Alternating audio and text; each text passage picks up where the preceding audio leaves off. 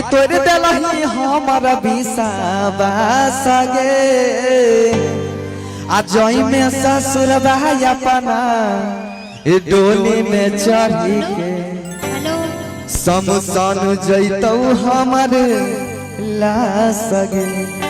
ता हम दोनों भाई गायक सुनाबै छै ठीक।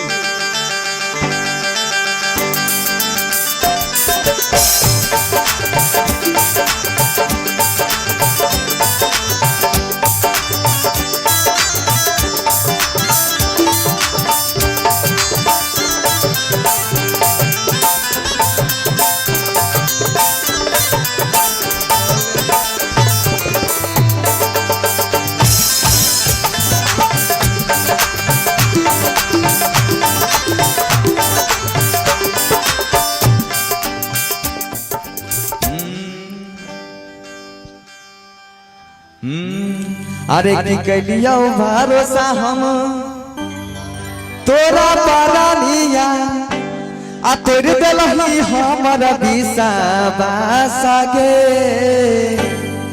जोई में ससुर भाई अपना डोली में चढ़ के समसान जैतौ हमर लाश गे। जोई में ससुर भाई अपना डोली में चढ़ के समसान जैतौ हमर लाश गे।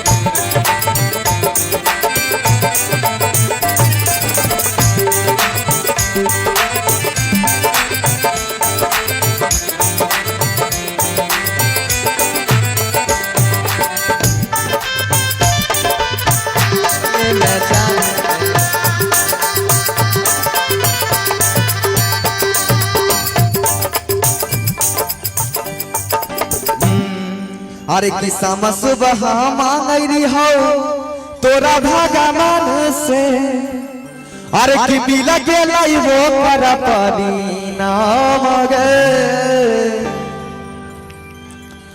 अरे की सम सुबह मांगरी हो तोरा भगवान से आ मिल गेलै वो पर परिणाम गे।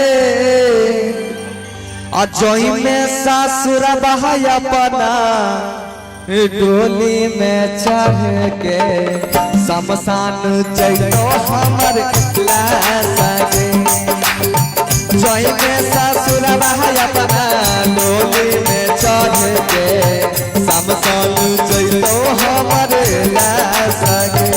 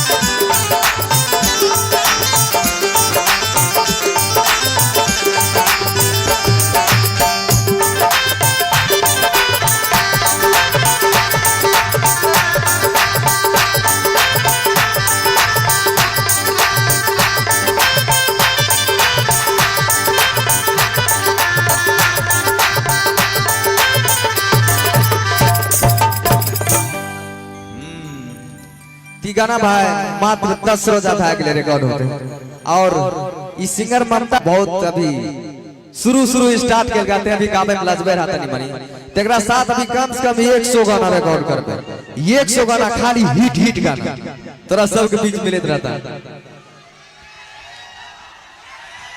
कौन गाना सुनबो अभी बोलो तो तब ना